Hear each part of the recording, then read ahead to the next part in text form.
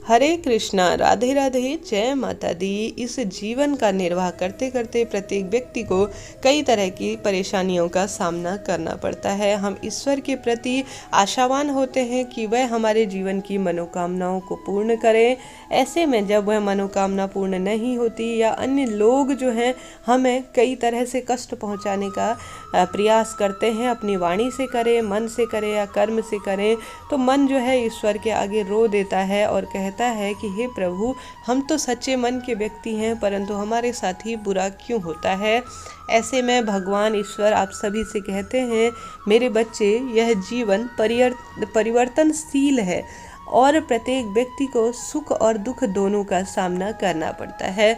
श्री रामचंद्र जी के चरित्र को आप सभी को देखना पड़ेगा जब भी दुख आए। भगवान शिव के जीवन को आप सभी को देखना पड़ेगा जब भी दुख आए। यह लोग जो हैं, यह ईश्वर जो हैं विशेष हैं, जो हमारे जीवन को एक संकेत देते हैं कि जब भी दुख आए कभी भी घबराना मत। भगवान शिव को पत्नी वियोग, माता सती का वियोग झेलना पड़ा। कई तरह से उन्हें भी मानसिक शारीरिक परेशानियों का सामना करना पड़ा। श्री रामचंद्र जी को राजा होते हुए भी 14 साल का वनवास झेलना पड़ा। जंगलों में तरह तरह के कष्टों का सामना करना पड़ा और माता सीता और अन्य ऐसे व्यक्ति जो अपने जीवन को जीते हुए हमें एक मार्ग दिखा कर गए हैं कि जब भी दुख आए तो उसका अंत होना निश्चित है। सुख और दुख ऐसे दो पहलू हैं जो प्रत्येक व्यक्ति के जीवन में आते जाते रहते हैं।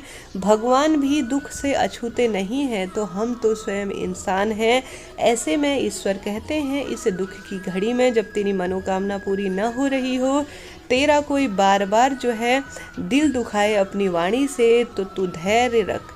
बस यह जीवन परिवर्तनशील है, यह बात ध्यान रख। कभी भी एक ही समय एक जैसा नहीं होना है।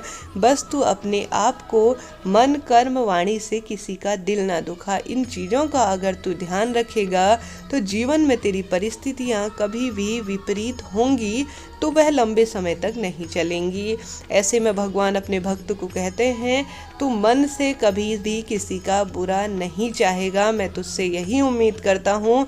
मन अगर तेरा साफ है तो मैं वह देख रहा हूँ, तेरे मन के अंदर ओमकार के रूप में मेरा आकार बना हुआ है। तेरी आत्मा के ऊपर अंदर मैं बसा हुआ हूँ। तो वाणी अर्थात जिह्वा के माध्यम से परिस्थितियाँ तेरे विपरीत हो, लोग तेरा मन दुखाए या अन्य तरह से तुझे परेशान करें, तो कभी भी अपनी वाणी के माध्यम से तू कभी किसी का दिल नहीं दुखाएगा।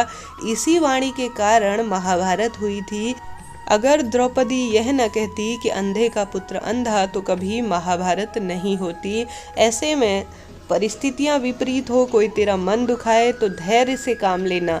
अगर तू सुख में है तो कभी भी घमंड अपने अंदर ना आने देना। बस यह दो कार्य तूने कर लिए तो तुझे जीवन में सफल होने से कोई नहीं रोक सकता। निरंतर अपने कर्मों की गति को बढ़ाए जा, मेरा नाम जप और ध्यान किए जा। धीरे धीरे तेरे कष्टों का निवारण मैं करूँगा।